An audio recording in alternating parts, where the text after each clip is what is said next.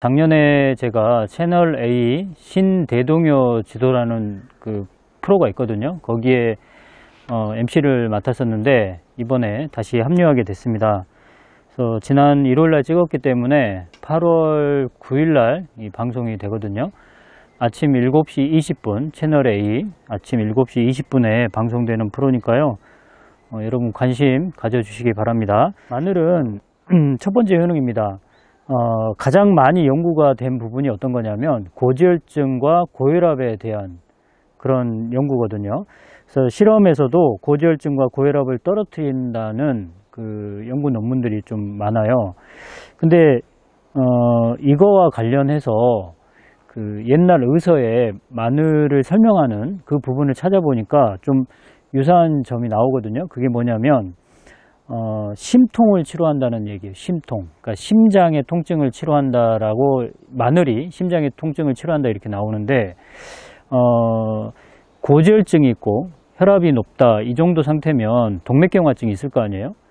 그러면 그 동맥경화증이 몸 어느 혈관이든지 생길 수 있지만 만약에 심장 혈관에 생겼다면 심통을 유발할 수가 있는 거죠.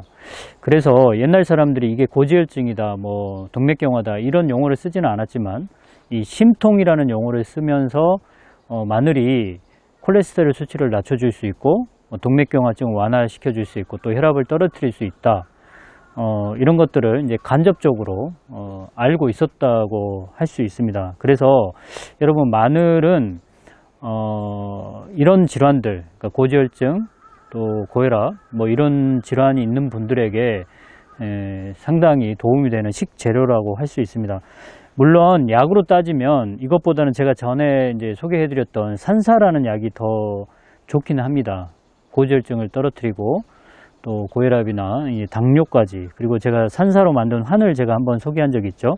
이거를 드신 분들이 보통은 이제 그런 효과를 좀 보는 편이거든요. 자, 두 번째, 마늘의 두 번째 효과는요, 비만이나 당뇨병 또는 관절염에서 관찰되는 염증 지표를 좀 개선한다, 좀 낮춰준다라는 것에 포인트를 두고 싶습니다. 그래서 비만이나 당뇨병, 관절염이 있는 분들은 염증 수치가 좀 높거든요. 이 수치를 마늘을 복용함으로써 낮춰줄 수 있다는 거고, 그래서 간접적으로 이 질환에도 도움이 된다 이렇게 생각하시면 됩니다. 또 이와 관련해서 옛날 의서에 이렇게 표현하고 있는데, 옛날 의서에서는 마늘이 풍습을 치료한다 이렇게 나와요. 요즘 말로 하면은 풍습이 관절염에 해당되거든요. 또 종기나 악창을 치료한다는 얘기도 나오는데, 종기는 아실 때고 악창은 잘 낫지 않는 피부 질환이거든요. 궤양성 피부 질환 이렇게 생각하셔도 되는데, 당뇨병 환자들 여러분 아시다시피 오래되면은 궤양이 생기잖아요. 발가락이 썩기도 하고. 그러니까 이거하고 연관 지어서 생각한다면 옛날 사람들도 마늘을 이렇게 당뇨병에 의한 합병증 그리고 관절염에도 효과가 있는 것으로 인식하고 있었다라고 생각하시면 될 것 같습니다. 물론 이제 관절염 같은 경우에는 제가 여러 차례 소개한 강활이라는 약초가 훨씬 더 진통 효과가 좋기 때문에 강화를 사용하시는 게 더 좋겠죠. 자, 마늘의 세 번째 효과는 면역 증강 효과입니다. 강장 효과가 있다고 해야 되나요? 그래서 면역력을 끌어올려주고 강장 효과가 있어서 장기간 숙성된 마늘을 섭취하면요, 이 독감에 걸리더라도 증상이 아주 가볍게 지나가는 그런 효과를 얻을 수가 있습니다. 이 대표적인 강장식품이기 때문에 이 역사적으로도 이집트 그 피라미드 건설을 할 때요, 여러분도 들어보셨겠지만 이 피라미드 건설에 동원된 인부들이 마늘을 먹었다고 하죠. 물론 마늘 외에도 뭐 파나 뭐 이런 것도 있었지만, 그리고 불교에서 수행하는 분들에게 마늘을 주지 않는다고 하죠. 역효과를 나타낸다고 합니다. 이 강장 효과가 있기 때문에 뭐 예를 들면 성기능을 강화시킨다든지 이런 결과가 나타나는 거죠. 자, 이와 관련해서 또 의서하고 또 매치를 시켜보면 의서에서는 마늘이 어떻게 사용되냐면 돌림병이 있을 때 또는 온역이 있을 때, 지금 말로 하면 요즘 같은 코로나 바이러스 때문에 우리가 지금 많은 괴로움을 겪고 있는데 이런 이 바이러스를 물리치는 효과라기보다는 사실은 면역력을 증강시켜서 바이러스에 대항할 수 있는 힘, 그래서 돌림병이 있거나 온역이 있을 때 많이 먹으면 효과가 있다, 이렇게 표현하고 있습니다. 그래서 그 어느 때보다도 지금 마늘을 많이 섭취하시면 도움이 되지 않을까 싶습니다. 자, 마지막으로 네 번째 마늘의 효과는요, 비위를 튼튼하게 하고 위를 따뜻하게 한다. 이 의서의 표현이에요.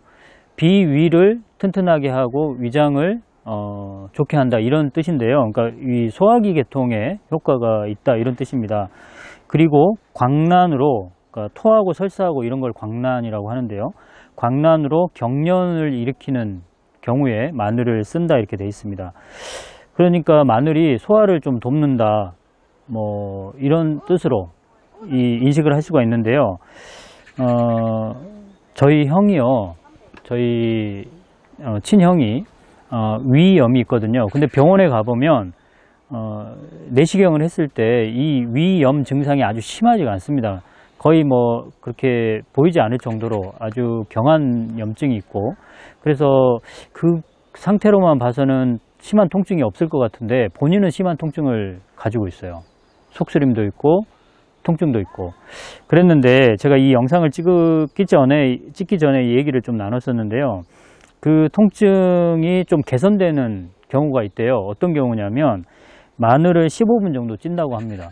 그리고 그 찐 마늘을 꿀에 이제 넣는 거죠. 그래서 10일 정도 숙성을 시킨 다음에 그 이후에 먹으면 위가 확실히 덜 쓰리다고 합니다. 통증도 많이 없고요. 자, 방금 얘기했다시피 옛날부터 마늘은 비위를 튼튼하게 한다 했고 소화를 돕는다고 했거든요. 그리고 마늘의 약성이 좀 따뜻한 편입니다. 그래서 마늘을 먹게 되면 위장이 좀 따뜻해지고, 그러니까 위쪽으로 혈액이 좀 많이 온다고 해야 될까요? 그러니까 만성이염 같은 경우는 염증이 심하지 않고요. 위쪽으로 혈액이 많이 안 오기 때문에 위 기능이 떨어져서 나타나는 증상들이라고 볼 수가 있는데, 이 경우에 마늘이 효과적으로 만성위염이나 위축성 위염을 개선한다, 이렇게 보시면 될 것 같습니다. 그래서 위가 안 좋으신 분들에게도 섭취를 장려하고 싶습니다. 자, 여기까지 이제 네 가지 효능을 잘 익혀두시고요. 활용하신다면 훨씬 더 여러분들이 마늘을 대하는 자세가 좀 달라지겠죠. 동의보감에 보면 마늘에 독이 있다라고 표현되어 있거든요. 독이 있습니까? 마늘에? 마늘의 독은 약성이 강하다? 그러니까 마늘은 매운맛이 강하잖아요. 이 매운맛이 강해서 많이 먹으면은 위장에 염증을 치료하기는커녕 위장에 염증을 일으킬 수 있다? 이런 식으로 받아들이셔야 되거든요. 그래서 옛날 의서에 보면 또 이런 표현이 있어요. 마늘을 과하게 먹으면 오장을 상하게 하고 눈이 손상된다. 그러니까 절대 과하게 먹지 말라는 뜻이거든요. 그러니까 제가 오늘 영상을 찍으면서 마늘이 여기도 좋습니다, 이렇게 얘기하면 너무 과하게 드시는 분들이 있을까 염려가 되는데, 절대 과하게 드시지 마시고요. 뭐든지 중용을 지키셔야 됩니다. 그렇죠? 그러니까 마늘은 매운맛이 강해서 자극제라고 볼 수 있는데요. 이 자극이 일정 정도로 자극을 주면은 순작용을 일으키죠. 어떤 기능을 상승시킨다든지 면역력을 끌어올린다든지 혈액순환을 시킨다든지 이런 순작용을 하게 되지만, 너무 많은 양을 투입하게 되면 이제 역작용, 그때부터 이제 역작용이 일어나서 염증을 일으킨다든지 좀 구역감을 일으킨다든지 여러 가지 부작용을 나타날 수 있는 거죠. 눈도 상한다고 하잖아요. 그렇죠? 그렇기 때문에 너무 과하게 드시지 않는 것. 이거를 옛날 사람들은 독이라고 표현했을 가능성이 있습니다. 예전 의서에 보면 이렇게 표현이 되어 있습니다. 식초에 마늘을 재워서 해 묵은 것이 좋고, 그러니까 식초에 마늘을 재웠다가 그 이듬해부터 먹으라는 뜻이죠. 그리고 익혀서 먹어도 된다.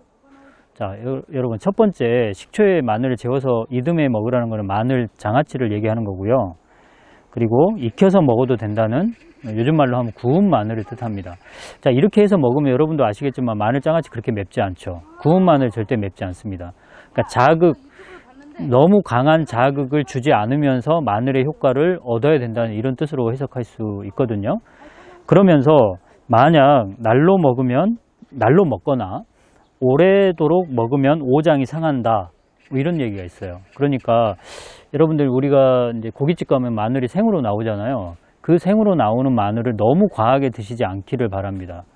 익혀서 먹거나 또 장아찌를 해서 먹거나 이게 마늘을 먹는 방법이라고 할 수 있습니다. 더불어서 마늘이 심통을 치료한다고 그랬잖아요. 고지혈증이나 동맥경화증 때문에 생기는 협심증인데 이 협심증을 치료할 때도 식초에 넣고 끓여서 먹는다 이런 표현이 있어요. 그러니까 너무 강한 자극을 피하라 이런 뜻으로 해석할 수가 있겠습니다. 자, 또 하나 팁을 드리면 마늘의 지용성 황화물 이런 성분이 있는데요. 이게 약물을 대사시키는 효소의 발현을 유도하기 때문에 우리가 어떤 약을 먹었을 때 그 약의 효능을 떨어뜨리는 쪽으로 갈 수가 있거든요. 그래서 여러분들이 어떤 약을 드실 때 마늘을 과하게 먹지 않기를 바랍니다. 그래서 한의원에 가면은 뭐 한약을 지었을 때 뭐 이것저것 먹지 마세요 했을 때 마늘이 포함되거든요.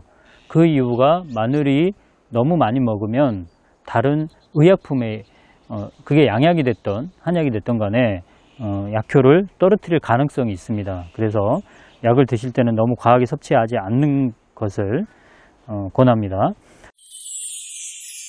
약초 방송 시청자 중에 저한테 연락 오신 분들 중에 단양에 사시는 분이 계시는데요. 유황으로 농사를 짓는다고 합니다. 그래서 제가 물어봤어요. 어떻게 유황을 마늘에 이렇게 투여를 하느냐 했더니 마늘이 가장 좋아하는 성분이 유황이라고 합니다. 유황. 그런데 유황을 그 액상으로 만들어 가지고 잎에다가 뿌리는 형식으로 해서 마늘이 흡수할 수 있도록 해서 유황 마늘을 만든다고 합니다. 연락처를 여기다 지금 기록을 해 놓을 테니까 마늘이 혹시 유황 마늘이 필요하신 분들은 여기에 연락을 하셔가지고 구입을 하시면 될 것 같습니다. 저는 이제 농가나 그러니까 마늘처럼 농산물을 재배하는 농가나 또는 약초를 재배하는 농가를 기회 될 때마다 이렇게 소개해서 판매를 좀 촉진하는 쪽으로 지금 여러분께 소개를 하고 처음 소개를 하는 거고요. 앞으로 계속 소개를 할까 생각 중입니다. 자, 저는 오늘 마늘에 대해서 여러분께 설명드렸고요. 항상 우리 약초 방송을 시청해 주셔서 너무 감사합니다.